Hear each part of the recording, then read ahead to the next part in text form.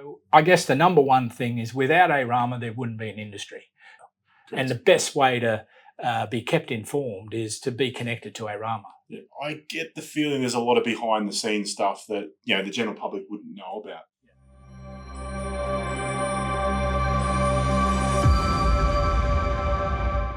So I'm joined today with Trevor Rawnsley, the CEO of ARAMA, managing rights peak body for the industry.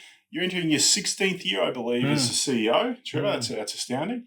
Obviously, you've been an operator and a business owner for most of that time, or actually for a long time in your professional career, and you've been sort of a stalwart. You've had your hands in many different pies in the industry. Tell us, what is it that may be different to when you first started to where the industry is now? Well, I certainly didn't have an ambition to become the CEO of ARAMA when I first started in the industry. It was I discovered a business model that can make money while you're sleeping.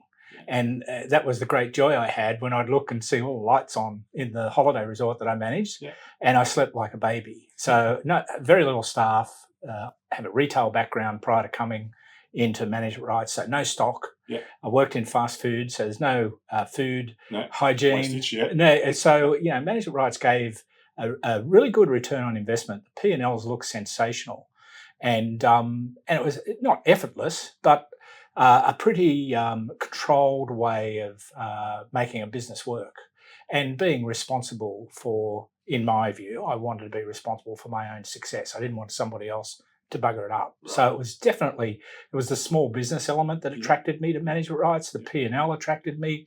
And in those days, the rules were a lot looser. It was a lot more fun in those days, like anything. 25 years ago, the world was a lot more user-friendly prior to COVID in particular. It's gone a bit crazy since COVID. It was really hard to find a management letting rights for on the Gold Coast at all in 2000 when I first started looking. Right. And I remember there was one page of listings and there was hardly anything over $1 million. And everything was coupled together. It was, letting and caretaking. And there were no corporates. Everything was manual, A-frame out the front. So those days have changed quite dramatically where from a short stay or holiday letting, you need digital expertise in order to bring those guests in and keep them there. So I'm so old, Sid. I remember when whatif.com started out as a distressed stock management platform, where if 30 days out you still had some vacancies, you'd list it on whatif.com and you'd get bookings in. But we still had walk-ups. Walk-ups represented about a third of our business. We're on the beach and we'd have people come in on a Saturday afternoon and want to stay for the weekend. And so that business has changed quite a lot. From a P&L point of view or a business model point of view, the multipliers were running at about 2.5 to 3. Wow. Okay. There were still some agreements that had 99-year agreement. I looked at a building at Palm Beach, I think it was. They had a 99-year agreement, and then the law changed and that became a maximum of 25. But the majority of caretaking agreements were under 10 years back then. Okay. So I can't remember which year it was, I think it was 97, the BC SEM Act came through and limited everything on a standard basis to 10 years. Right. So there's actually more schemes on the accommodation module in Queensland. One of the things that underpins the business is long-term agreements and the combination of on-site letting and on-site management. So those principles haven't changed, but I guess it was much more fun back then because there were less rules. Absolutely. So ARAMA is obviously the peak body for our industry and obviously for all professionals. They've seen the logos, they know what it stands for. Tell us a bit about your role, Trevor, and how you fit into this as a CEO. Yeah, so ARAMA exists to protect the industry and in particular provide service to people who are involved in the industry, primarily operators. So ARAMA and its predecessor QRAMA is very deliberately biased in favour of operators. And those operators might be mum and dad operators, or they might be small to medium enterprises, corporate entities. But we really exist, ARAMA really exists to help people, okay? Now, the best way to help people is to make sure that the legislation that's in place, some bureaucrat who's not aware of all of the issues and the unintended consequences might bugger it up by recommending to the relevant minister that we change the law. So Sure. an important foundation of ARAMA, or its Yeah. predecessor QRAMA, Yeah. was to protect long-term caretaking service agreements. That was in the late 80s. The government in Queensland was about to change the law that changed that relationship that operator had with the body corporate. Yeah. And QRAMA was founded on the back of about 70 operators on the Gold Coast, met in Billy's Beach House, Right? threw some money Which into is no longer there, by the way. which has been demolished. That says something about the tides of change. But threw money into a fighting fund, and that's really and that fighting fund, those monies were spent on clever lawyers and accountants and whatever that helped to build an industry that we now recognise as management letting rights. Fantastic. And so that really hasn't changed that much from an ARAMA perspective. Mm-hmm. The most important, the best gift we can give to the industry is to take care of the rules that govern the industry and ensure that it has profitability, certainty. Every valuer will tell you certainty equals value. So we don't want change. I know it sounds weird, but for 25 years I've been working on doing nothing. Yeah, I've been largely doing a job successful. on it too. Well, not enough, but I've been trying. Yeah. So I had a bit of a sneak peek on the updated ARAMA website, and you mentioned a few things. You've got advocacy, education, connection, support, and safety. All those kinds of words. Now, from someone looking to join the industry, what does that mean for them? Okay, so that means that if you're a person involved in the management rights industry, you're not alone. So you're part of something big. So RAS 360, you have your own network of clients, and I'm sure you have functions and things like that. There is definitely a need for some social networking, and we can bring people together on a regular basis under the guise of education, but also some peer support, where a member who's a member of ARAMA comes to an education event, meets somebody like you or an operator, and suddenly they have something in common and they can share the experience, so that whatever is bothering them in their business may be a challenge that's been overcome by somebody else. So there's certainly a social element involved in that. The educative element is somebody's got to help keep people up to date, and we're very good at that. We're very good at keeping members up to date, educative in an educative sense, and so we form a community. And you do need, every good industry needs an industry body that has that community aspect, as well as an educative aspect, as well as an advocacy aspect. We don't get enough credit for the work we do as advocates for the industry, but part of that is deliberate because it's highly strategic. So we can shout about social events, we can shout about education events. We don't shout too much about advocacy because it's strategic and we don't want to give away our main game, which is to do nothing. Now, I'm always intrigued with organisations that have such a presence like ARAMA. They always look and appear to be a well-oiled machine, and they function well. There's always these meetings, but I get the feeling there's a lot of behind-the-scenes stuff that the general public wouldn't know about. Yeah. Can you give us some insight into what ARAMA's typically working on behind the scenes that make things look like they're seamless? Yeah. So right now, this moment in New South Wales, we've just managed to convince the policy writers in New South Wales not to crash long-term agreements. Right. And that took us some time, and it took not just me. It's not ARAMA is the sum of its parts.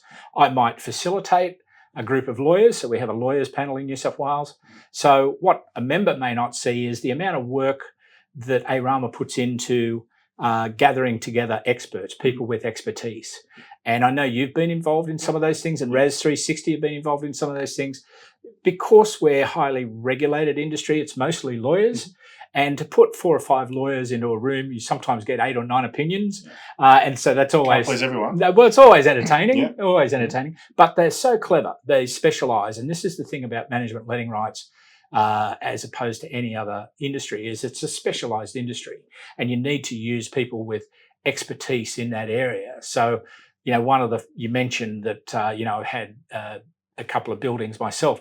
It's really fortunate that I have that empathy. And that experience, you can relate to it all. I'd love to run a building. It's great fun, particularly a holiday building. It's hard work, but it's great fun and a great reward. So I never really intended to be the CEO for ARAMA. And I yearn back to the days when managing schoolies or uni games or masters squash. We had regular group bookings. I'd look forward to them coming each year. We had a group of Italians who would come up from Melbourne every year for a particular religious festival, and some of them would stay 3 months and they'd cook and sing and play bocce on the tennis court. And that doesn't happen at ARAMA. We don't have that in our office. In fact, we don't have an office. So to your question about ARAMA seems like a well-oiled machine, it's two of us. There's 2 employees at ARAMA. We don't have high overheads. Every dollar of our surplus, the years we do make a surplus, we don't always make a surplus, is ploughed back into membership benefits. Oh, that's amazing. Now, I'm going to ask you a very open-ended question here. I hope you can give us a little bit of insight. Obviously, we've mentioned the longevity and your term and tenure in this industry. Where, if you were to have a sort of stab in the dark, where would you think the industry would be without a body like QRAMA or ARAMA today? Yeah, so it certainly wouldn't be the unique business model that it currently is. It would be more like resemble more like a bricks and mortar real estate business, or some unstructured facility management business. Like a combination of gyms, mowing, pool works, local garden care, as well as an outside real estate agency doing the property management. And the advantage that management rights brings to a community title scheme is that when you've got one entity, whether it's a husband and wife or whether it's a corporation or whether it's a syndicate with a operating partner, they're concentrating on one scheme. So the unique elements of management letting rights is that you may be running a couple of buildings, but you're concentrating your efforts on one scheme. You're not a outside agent property manager who's 17, 18, not yet trusted to sell real estate, who's got a portfolio of 300 flats and houses in the suburbs and they're using a GPS to get around. We know everybody. A management rights operator knows everybody in that scheme. They're dedicated to making sure they get good investment returns for the investment owners in that scheme. They're dedicated to making sure that the community functions well. Those people who live there live in a safe environment, and that tenants are well selected. So, there's a number of key advantages that management letting rights operators have in a scheme that can't be replicated by outside. So I'm not sure what your original question was. I'm not sure if I went Where do you off. think the industry would be today without ARAMA? It'd be a mess. So it'd be like it is in other states. I can tell you, in other states where they don't have management rights, I feel sorry for them. And I do that because they pay more levies for their caretaking and facility management cleaning. There's more disputes in those schemes that don't have a resident manager in place. Whether they live on site or not is largely irrelevant, but resident manager in place dedicated to tenant selection. Those tenant issues are far more pronounced in states where management rights doesn't exist. And the return on investment for investor owners is less than it otherwise would be. So management rights as a business model, combining on-site letting and on-site caretaking, delivers more value to the scheme, a better return on investment to the investor owner, better tenant communication, so less disputes, less trips to QCAT or NCAT or VCAT, and a saleable commodity that banks trust, that valuers trust, that real estate business brokers trust. So it's a replicatable business. And without ARAMA, then that would be very fragmented. And so therefore the benefits would be non-existent. Yeah, I think there's a common theme coming out. You might be aware because I've done a number of interviews on the industry with leading experts, and it's all about the teamwork and the versatility and the strength and working together on common problems to make better for the common good. Yep. And one of the things that is unique about the industry is that the business owner is also typically a lot owner as well, so they've got a vested interest. And that's their home, Yep. So, that resilience there and that strength in numbers is always good. Give us some advice on, for anyone potentially looking that isn't already a member, what are some of the benefits they can look to receive if they were to join ARAMA for the first time? Okay. So apart from being kept up to date with changes, and changes occur, so things that will impact your business and may well lead to you being liable for doing something wrong, ARAMA will keep you informed about that. So we will educate you. We will make sure that you're well supported, both during face-to-face events, webinar events, but also well supported by industry experts. So we we value the relationship with RAS 360. We nurture that. Not that we have to nurture RAS 360, but like you would have your cabal of trusted advisors, an accountant or a couple of accountants, a couple of lawyers. Well, ARAMA nurtures the entire industry of lawyers. So we have a lawyers panel with 5 lawyers. There's more than 5 lawyers who practice in management rights, but not that much more. No. So we encourage close association with those 5 lawyers on our lawyers panel, but we also have excellent relations with all lawyers who want to get involved in management rights, and the same with accountants, the same with valuers, the same with finance providers, brokers or bankers or whatever. So part of what ARAMA does, and if you're not a member, you'll miss out on, is that connection to an expert. They might rely on the connection you've got, which is great. I'm sure it's a good one, but not everybody's talking to you, Sid, unfortunately. No. So if they're out there on their own, and this is what I find, this is my experience, is I had someone whom I trusted who gave me some really good advice. One of the pieces of advice was join ARAMA, and I thought it was compulsory. It was on the list after get a license, join ARAMA. So I joined ARAMA. Then I looked at a thing called the library, the resource library, which now has about over 2,000 forms, tools and templates. And I looked at that and went, there's an application form for a tenancy. There's an addendum. There's something else. So you don't realise the multitude of intelligence that the industry has. And ARAMA brings that together. We can load it up on our website, or we can have more social connections, so digital and social. So without ARAMA, the industry would be disjointed. And I can tell you the laws that protect the industry would not be in place. So think about this. If you're listening to this and you have a long-term agreement without ARAMA, you'd have a 3-year agreement. And so think about what that would do to the value of your business. Absolutely. Okay. Yeah. Trevor, the mind boggles just thinking about that what if scenario, doomsday scenario. But I think it's probably important to also elaborate more on that war chest, so to speak, of tools available to people should they find themselves in a pickle that they didn't foresee, which happens. It's life. It's inevitable. But that support group and those trusted networks, I think, is no other body that I'm aware of would offer that, and that being a part of that association is quite valued. So.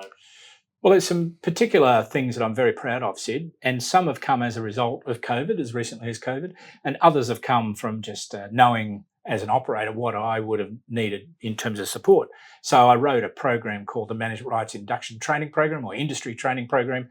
I would have loved to have had that, where I had one day where I could meet a lawyer, meet an accountant, meet somebody from the Commissioner's office, meet someone from Office of Fair Trading, meet a body corporate manager, whoever they are, and then meet an experienced operator who's been 30 plus years in the business, and have them explain to me the business that I'm just about to invest in or have just bought. That would have accelerated my knowledge for, probably a good 6 to 12 months. Instead, it took me probably, a good year or more than a year to kind of work it out. And once I did, and you understand the simplicity of the business model, there's a couple of key ingredients you need to have, but there's such a fog when you first get involved and everybody's trying to charge you a fee and you think, why? And why are there so many rules? And why can't I use my family accountant? Why do I have to use a specialised accountant? Well, you don't have to, but it's just so much better for the client, the operator, to do those things and have those things. So, some of the things that I've implemented since I've been at ARAMA has been more directly related to support and benefit of members, people. And one of them is AMAP, which is ARAMA's Membership Assistance Program, or Mental Health Assistance Program. Particularly after COVID, I engaged with members. I remember it very well, or rather not remember COVID very well, but had members in tears, losing 95% of their occupancy overnight, especially in far parts of North Queensland. And it was actually against the law to take a holiday. So I could only imagine what it'd be like to be the owner of a holiday rental business, and your clients will be arrested and put in prison if they take a holiday. How dare they? So there was a lot of mental stress, and there still is. So I brought in this program. We partnered with a chain of psychologists, and we're able to now deliver up to 3 professional counselling sessions per member per year, free of charge. Wow. And they're not going to teach you how to do management rights. They don't know anything about management rights. They wouldn't even know what strata is, but they understand about mental health issues. And whilst you can get a healthcare plan with your GP, it can be 3 to 6 months before you can get into that. Yeah. You can get connected with a professional counsellor in 20 minutes. And so that's, I'm incredibly proud of that. That helps get our head back in the game. Sometimes I'll detect that. I'll get a phone call, somebody will be quivering in their voice, and I'll say, can you recommend me to a lawyer? I'm going to sue this guy for defamation or whatever. And I'll say, no, you need to ring that 1300 number. You need to talk to somebody at AMAP. Tell them you're an ARAMA member, you're on the list. And then when you've had a chat, had a couple of sessions, come back and I'll give you some advice. We'll triage the problem, okay? Yeah. So that's one thing. Another thing is that it might seem like everybody's against you sometimes, because the industry has its critics.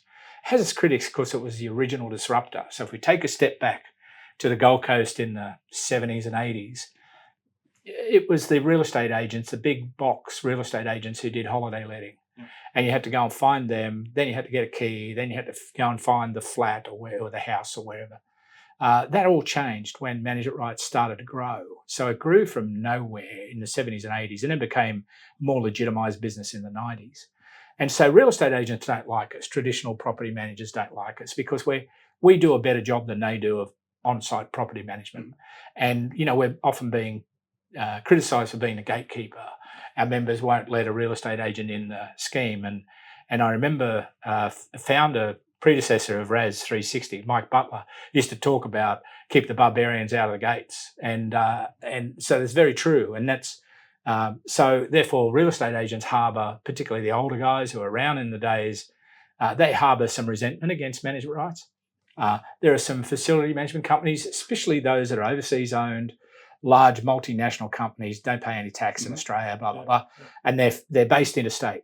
They look at management rights in Queensland and they can't get into those. They can't do the facility management in those big schemes because you've got a tried and true business model called management rights. Yeah. So when I talk to those guys, they don't know who I am. And they go, management rights, they're all corrupt. I say, how are they corrupt? Well, we're not corrupt. We've just got a different business model to them, which is better. Yeah. Okay, so we're not running 40, 50, 60, 70 buildings and taking undisclosed commissions on the way. We're doing a proper job at being transparent and truthful in our charging in that one scheme. You might have multiple buildings. So therefore, the reason why I'm telling you that long-winded story is to lead up to another benefit that I instituted just a couple of years ago called illegal. So there's a fair bit of litigation that it can occur because there's very prescriptive laws in Queensland and New South Wales and Victoria to a lesser extent, but certainly in Queensland, there's very prescriptive laws. So it's a bit of a playground for lawyers who are ambulance chasers who want to create disputes and then profit from those disputes. We don't know those lawyers in our industry. I know who they are. They're in every industry. It's not just our industry. We know, and it's a good thing is ARAMA knows who they are. Yeah, right. So if you're not sure whether I would never use them, put it that way. Yeah, I definitely wouldn't use them.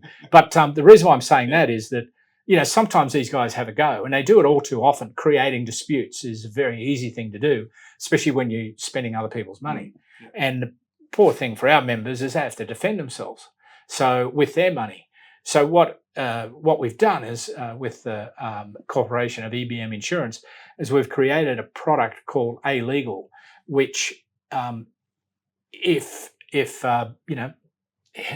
go to hell in a handbasket and things become really, really bad, which they can sometimes, and it looks like your legal expenses are going to exceed $50,000, ARAMA will cover you free of charge, if you remember, between $50,000 up to $500,000. Now, I've never heard in 25 years of anything that's progressed that far. So I look at this product, A-Legal, as being like the nuclear deterrent. It's like Putin's nuclear weapon. I've got the nuclear bomb. And I want those black hat wearing ambulance chasing lawyers to know that if you take on an ARAMA member, they've got deep pockets and ARAMA will back them. So if you're an ARAMA member and you do get in a pickle, whether it's your fault or not, then use the right lawyer, one of our legal panel members, and be an ARAMA member, and we'll cover you until the cows come home, basically. Trevor, there's a lot of information there for people watching this today to digest, and no doubt someone, no matter how long they've had in the industry, would have picked up on at least a couple of things that they haven't heard before. I want you just to give us 3 dot points or 3 top bits of advice for anyone considering being an ARAMA member. Yep. So I guess the number one thing is without ARAMA, there wouldn't be an industry. So if you're going to invest money, and what's the average purchase price of management rating? Say $1 million. Okay, if you're going to invest $1 million, pay your $60 a month to be an ARAMA member. It's a tax deduction, and you know then that ARAMA will continue to work in the background, taking care of the industry that you've just invested $1 million in. Okay, so that's the first thing. That protection, the way in which ARAMA can nurture and protect the industry, it's not going to run your business any better, but your chances of success are going to be a lot better because the messages that ARAMA put out, like communication and nurturing relationships with your clients. Ultimately, if you're thinking of buying management rights and you don't like people, this is not the industry for you. It's really a relationship business. Yeah, it's not a cleaning business. Yeah. It's a relationship business. And it relies on customer satisfaction. So it's a service delivery model, particularly the caretaking. The letting is too. So, what we do at ARAMA is we provide you with a thing called a Community Connect Toolkit, which gives a number of different pieces of media. If you're not sure how to communicate the benefits that your business brings to a scheme, you can jump on the website and we've got posters and letters and processes and webinars and information to help you connect with your community better, so that when you realise the community is a democracy, and you please over half your customers, okay, you're never going to please everybody, but if you can please over half your customers, then you can achieve almost anything. You get almost anything you want with that goodwill. Yeah. So, that's the second part, connecting community. So I think your question, if I remember correctly, was 3 things you'd leave for anyone thinking about joining.